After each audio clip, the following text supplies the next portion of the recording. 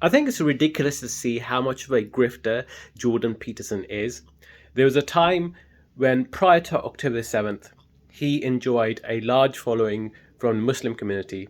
Don't take my word from it. I'm not Muslim myself. He himself said that he was disappointed following his kind of approval of Benjamin Netanyahu, interviewing Benjamin Netanyahu and giving a platform to Benjamin Netanyahu, and then following October 7th, without any reflection, any kind of sense of any historical analysis. And this is very typical for right wingers. They don't have place any understanding of the world through a contextual historical lens. It's always whatever vibes that they're feeling in that moment.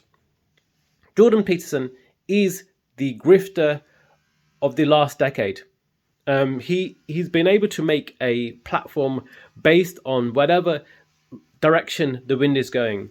He saw an opportunity with transphobia, and he maxed out on grifting out on that, and now he's grifting on the Islamophobic train. You see, there was a moment in time when he even gave some credibility to the even appreciated the Muslim community. He talked about them in respectful way. He talked about how conservatism in that religion is good, because of course he himself is a misogynist, and he sees the conservative element of any religion as admirable. So he's but of course, he's obviously a grifting surfer, riding the waves of what's going on, and he sees more power, more money going towards the pro-Palestinian, or rather not pro-Palestinian, pro-Zionist movement, and so he's riding that train despite his losing his his following amongst Muslims. He's now appreciating the dark money, I believe, that he's receiving from Zionist sources. So much so that he's supporting, is platforming the conspiracy theories that are pushed by people like Tommy Robinson, currently in jail.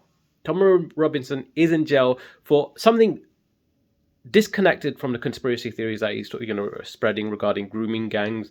Grooming gangs, of course, appear in every ethnicity, of course, and the vilification of Islam as religion is the most, it's the most opportunistic way, and the most cynical, most pessimistic way of trying to gain a following off the money of Zionist sources in order to push a certain narrative, and to manufacture consent for potential war.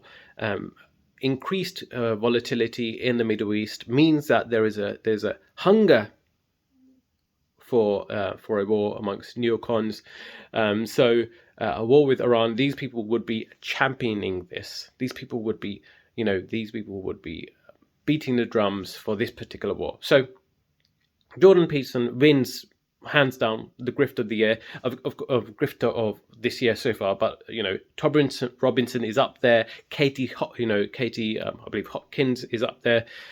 These right wing zealots who are really rebels without a cause. They believe that they are the rebels. They believe that they're against the system, just as Elon Musk believes that they're against the system. Just as Donald Trump believes that they're against the system. It's not that they are really rebels against the system. It's that they themselves want to be at the top of the system and not be censored or be questioned in any meaningful capacity. These people have very thin skins, as shown by Elon Musk, of course, being the fire start of this. Because for those who don't know, the the reason, the kind of chronological order of events is that he himself was supporting H-1B visas, which is essentially a visa to allow immigrants come over to the US based on their technological proficiency, and he supported it.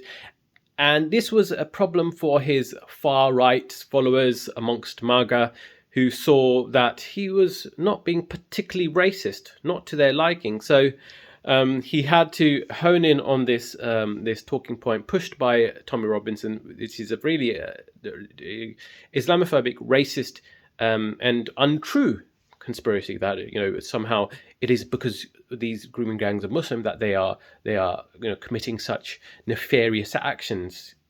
Does he not understand or know the history of the Roman Catholic Church? I mean, what kind of justification would you make for that? It's not that these people have a very childish understanding of the world. They believe that somehow by reading passages in the book that they would people would be inclined to act in one way or another. No, it's the kind of the cultural, or rather the context in which these people are operating from. And it's not something that they've read in the book. It's more so the kind of the power dynamics in that particular isolated incident. This is why it's not a surprise to see the vast majority of these grooming gangs are not from that kind of ethnicity.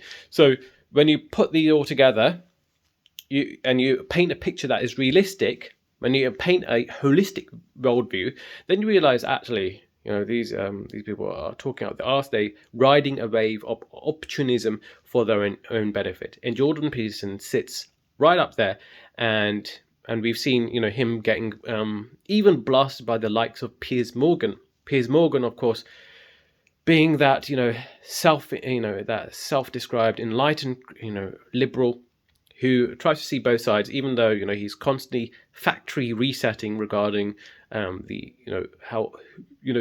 kind of the seesaw of power between the Palestinians and the Israelis. He's all kind of trying to play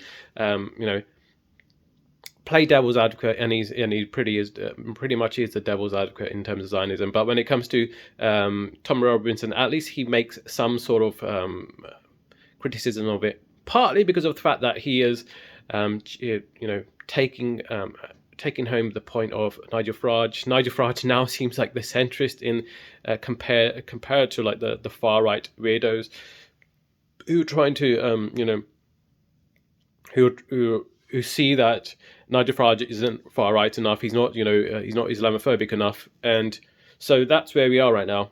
You have the likes of Jordan Peterson supporting Tom Robinson, Elon Musk, of course, who used to be a liberal, somebody who had pride flags on his Tesla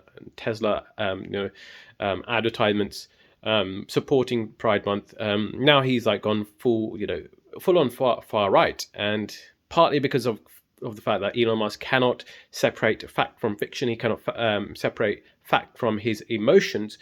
Considering that one of his daughters is trans, of course that's turned him, pushed him towards a far right spiral where anything goes.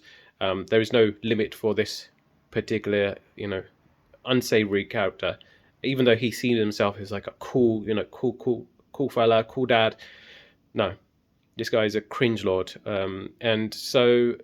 Yeah, even though Jordan Peterson, Elon Musk, they see themselves as rebels with a cause. No, actually, these people are contrarians to the mainstream common sense ideas when it comes to respect, tolerance, when it comes to empathy. These people are more on the side of the elites who want to be beholden to nobody.